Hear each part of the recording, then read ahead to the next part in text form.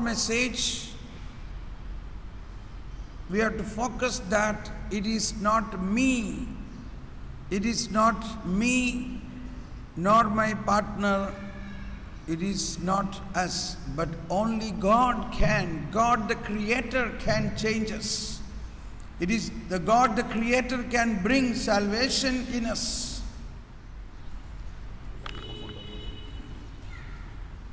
The salvation plan of God, we might have studied or learned from the Bible, through catechism, but we have to recognize what is the salvation plan of God for the families. Is there a plan in the salvation plan of God for the families? And I must say, God's salvation plan is centered and concentrated with utmost highest preference is toward the families. We can see in the history and the mystery of salvation. In the history of salvation, we see God created the humanity not as one person, but as a family. That is the first family of Adam and Eve. And God entered a covenant relationship with Noah. We know Noah was the only righteous man. According to Bible, it says Noah was the only one righteous man at the time. But the Lord said to Noah, what is that? He said to Noah, you and your entire family come to the ark of protection, the ark of abundance, the ark of peace, the ark of the salvation.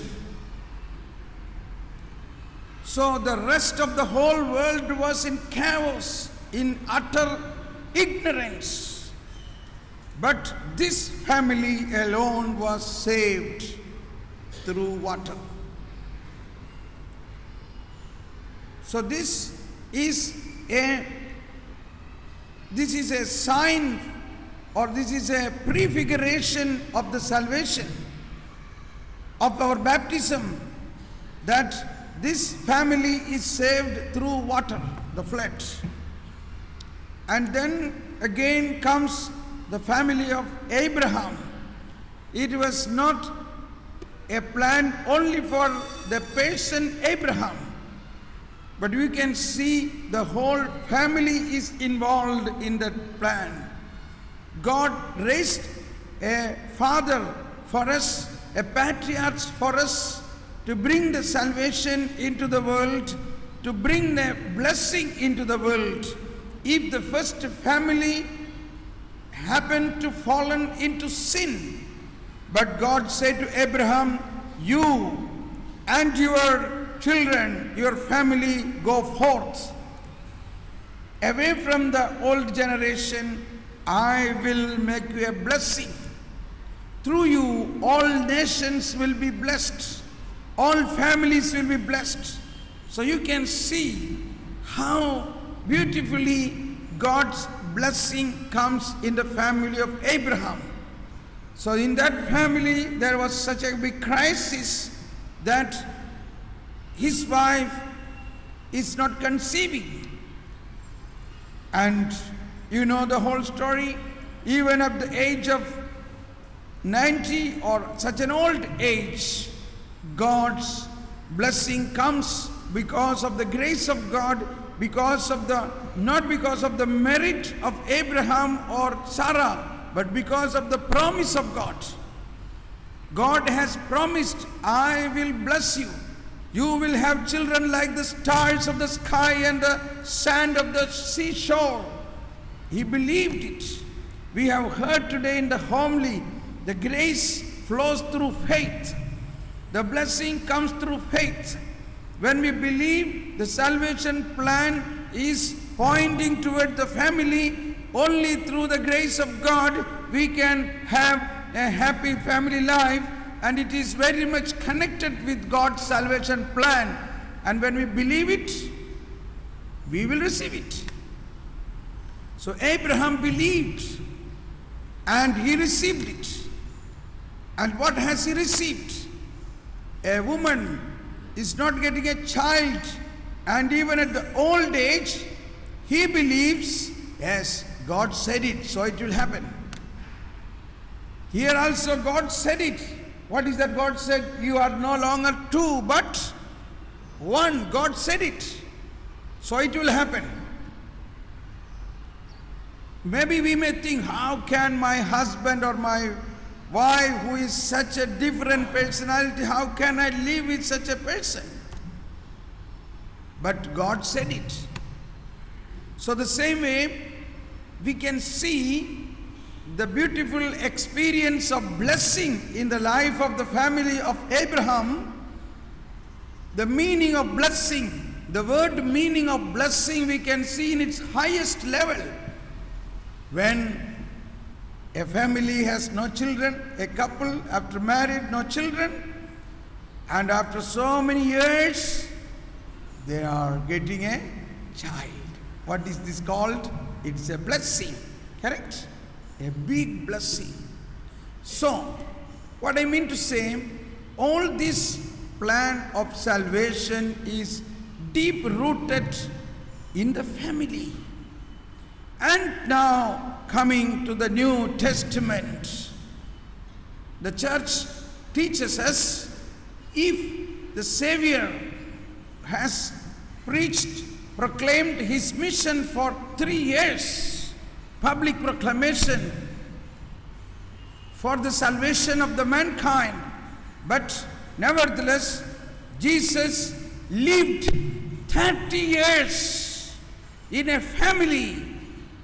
This is also connected with the plan of the salvation of the world. So we have to study more and more. What has he done these 30 years there? So here we have to focus again why this salvation plan God came through a family.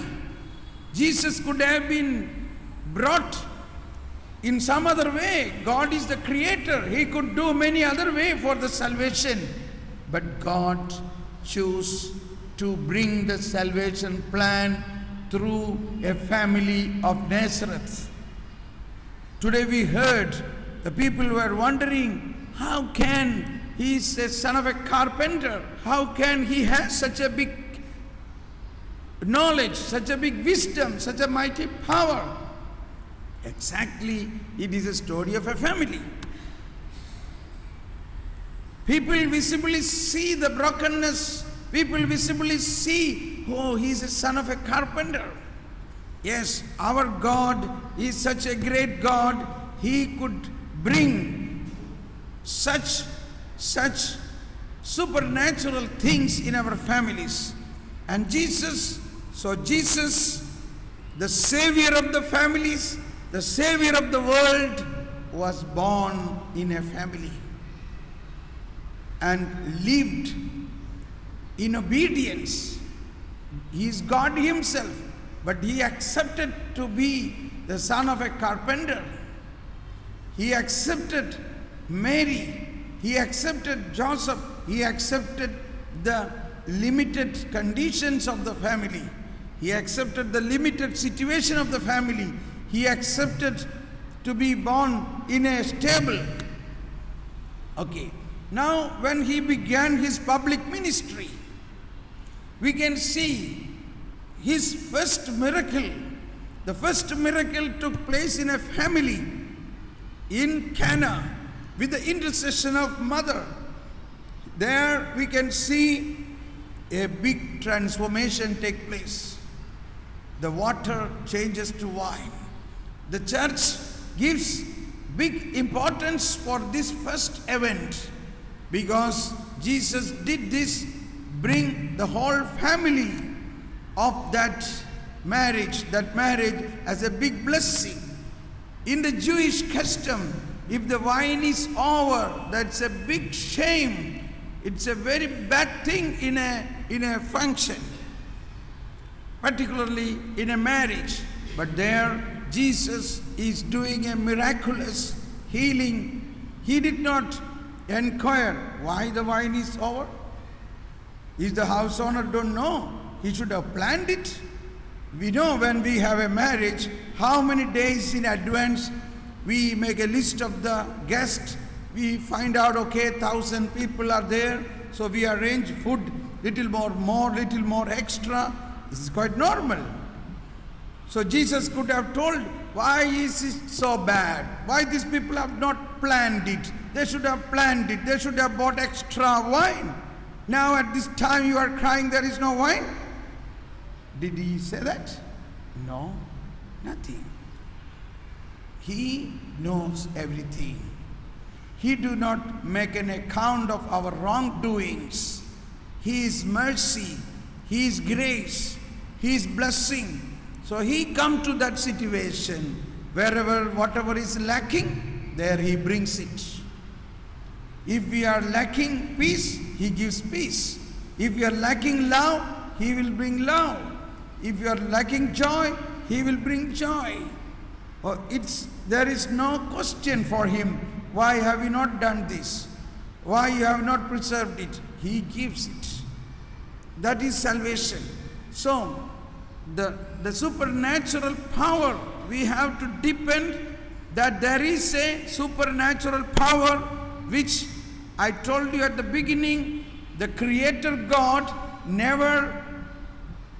the creation plan of God was to continuously in connectivity with His creation. After creating the man and woman, after blessing them in the marriage, He did not discontinued. He continued to be in connectivity. But if you and me recognize that connectivity and keep or trust in His providence, then only it will be possible. As the homely Father was telling about the culture of the earlier time, how many people, how many of our families were living with many children, with 10, 15, 16, even 24 children. Do you know that?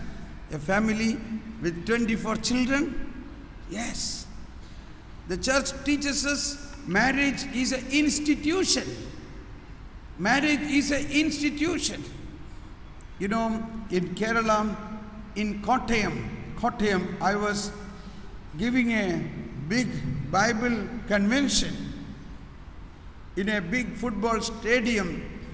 So, one day, one of the organizers, core team member, invited me, brother, you must come today to have food with our family. I said, no, sorry, I cannot go to everyone's, then it will be a big problem, then somebody else will call me. No, this is very special, I will not tell to anybody, it's just a private matter. This is not an organizational matter. I said, all right, I'll come today. After the session is over, in the evening, we will go, but please don't tell anybody, don't make a big announcement to anybody, only very private. All right. And when I reach there, I find a big crowd. Crowd means in a home more than 100 people. I said, see, this is very bad. I told you not to make such a big announcement. It's a private matter. Yes, brother, I have not told anybody. This is very private. Then why all these people? He said, this is my brothers and sisters. They are my brothers and sisters? What? Yes, brother, we are 16 children. This is my father and mother, and we are 16 children. All are married, so 16 plus 16, 32. And each has 2-3 children. Imagine. Isn't it an institution?